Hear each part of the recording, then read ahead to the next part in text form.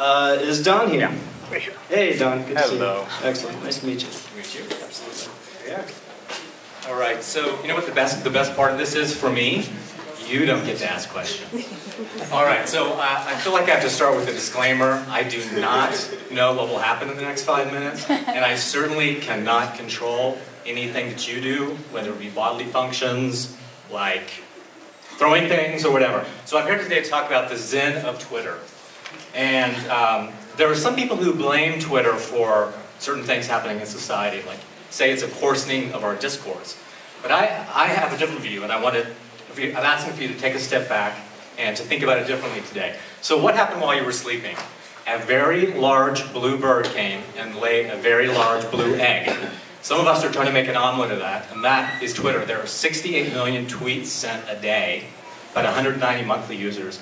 The first concept I want to talk about relating Zen and Twitter is the concept of now. This is a tweet cloud that represents what was going on Twitter at that particular time, that moment. Go back another time and it would look very different. This is a view of Twitter from TweetDeck, which is a way to access Twitter. And it's kind of like going to a party and going from group to group and changing discussions all within a couple of minutes. And it's all about now. It's not about the past or whatever people tweeted yesterday or the day before. 2, self-discipline. 140 characters is brutal if you're a writer. Think about it. You've got to use every word extremely well. But you can do a lot in 140 characters. For example, if Abe Lincoln were tweeting today, this tweeter is a real tweeter. This piece is from the Emancipation Proclamation, exactly 140 characters. He could have freed the slaves 140 characters. Number 3, simplicity. You have to use your words extremely wisely when you're on Twitter when you only have 140 words. You've got to hone things to their core, to what they really are. And so novels have been they've been Twitterized over various tweets. Some people have tried to condense tweets to a novel to one tweet, and this is actually the entire New Testament, all in 140 characters. I didn't do that, somebody else did that. Number 4, the next concept is what's called Kensho, which is a moment of realization. We've all had those moments where we're like, oh, that's why I do this, or that's why she does that. And you see this on Twitter, and people actually share it. They put themselves out there.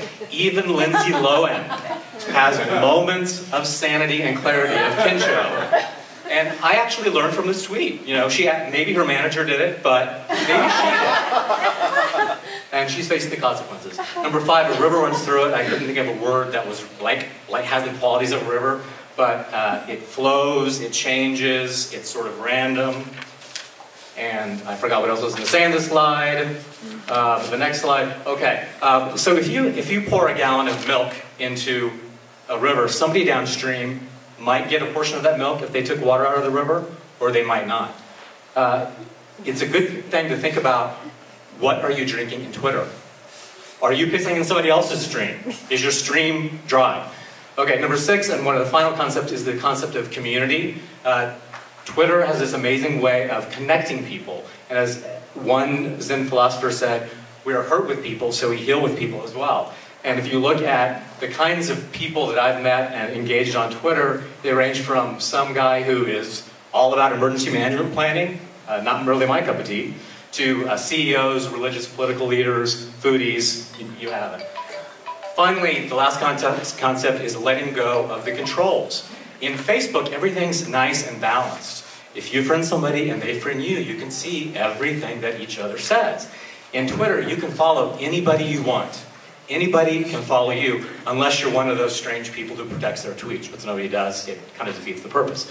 So you can access anybody's tweets, and it takes a lot of guts to get out there and tweet things that anybody could see. So I just wanted to give credit where credit's due for this presentation. These 3 fine books, Nothing Special, Awake at Work, and Radical Acceptance. All books on Zen for beginners. And then finally, I wanted to leave you with one thought, which is that what matters isn't the parameters of what we deal with, it's the content that we put in it. And pretty much, if you can make Twitter into a Zen concept. You can pretty much make anything into a Zen concept. So follow me at Don Brown. Thanks.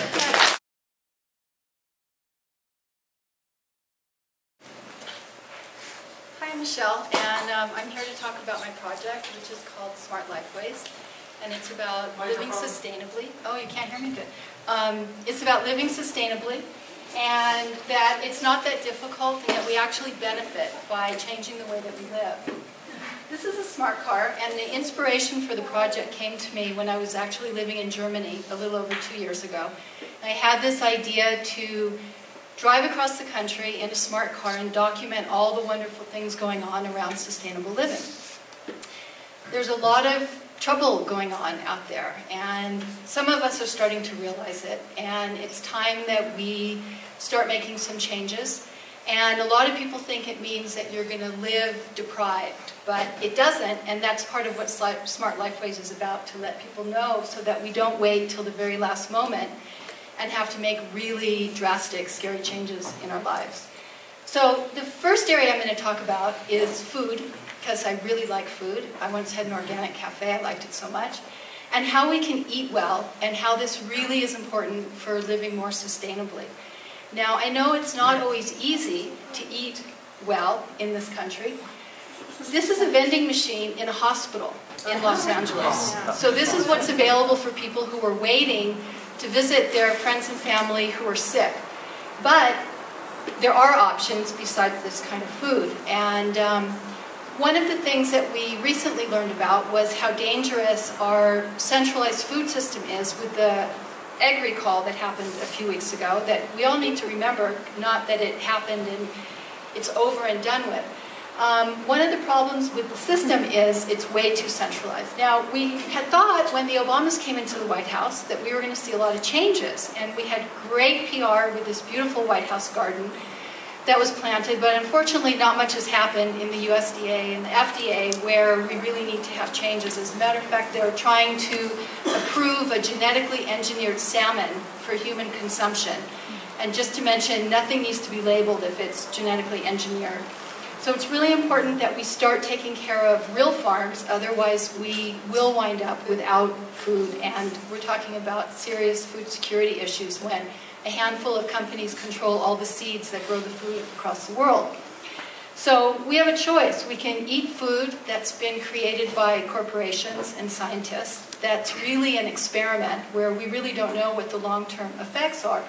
Or we can buy from real farmers who take care of the soil, plant food that's healthy, don't pollute the groundwater, and create a community. And then we have beautiful places to live and to enjoy nature.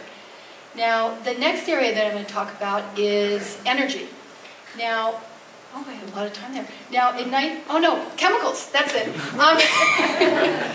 We have so many chemicals all around us. They're in our cleaning products, which are expensive and we don't really need to use. You can use baking soda to clean your sinks, and it works absolutely great. Cosmetics and personal care products are loaded with chemicals, a lot of which are carcinogenic and neurotoxins and reproductive toxins. So it's really up to us, because the government isn't monitoring what's out there, to pay attention to what we're putting on our bodies and eating and all around us. Now, in 1979, Jimmy Carter installed solar panels on the White House. Unfortunately, a few years later, Ronald Reagan took them down, and recently, Bill McKibben went to the White House with one of the old solar panels, trying to get the White House to reinstall panels, but it was unsuccessful. Now, this is part of a solar installation in Spain. It's part of a larger installation that will create electricity for 180,000 homes. So it's possible with solar to get the energy that we need and not use coal. Now, another very easy link from energy is to products that we use that are wasteful. These plastic bottles use so much petrochemicals to create and then to ship to us. As a matter of fact, 30 million single-serve bottles wind up in landfills every single day. And that's a lot of bottles if you just think 30 million bottles daily. So there's things that we can do to take care of where all of this is going so that we can have a cleaner future. Now, two things that we can all do is we can get a water container so that we don't need to use a container somewhere else. and our own to-go cups. And think of all the trees that you would save just by having your own to-go cup if you buy stuff to go. So I hope that you'll join me on the Smart Lifeways journey at my website. And I also want to mention Story of Stuff is a great website with a great presentation about how we use too much stuff in cosmetics and things like that. So hope to have you join me at the website and Twitter. Thanks.